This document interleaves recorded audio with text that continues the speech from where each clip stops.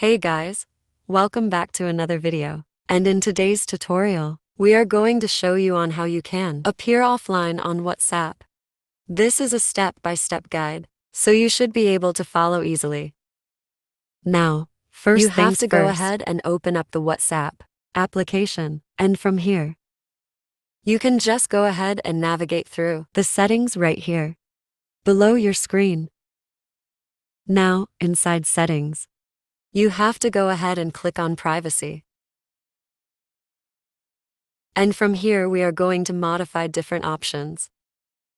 First things first, you have to click on the last seen and online. And from here, you have to go ahead and choose no one. Therefore, nobody will be able to see whether you are online or whether you have last seen their message. 42nd option, you have to click on the status.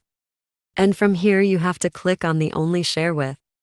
And you have to share your profile with only one person, because it is better than both of these options. Right here, which is your entire contacts. So, guys, if this video has been helpful for you, please consider by liking and subscribing. I'll make sure to see you again next time. And as always, thank you.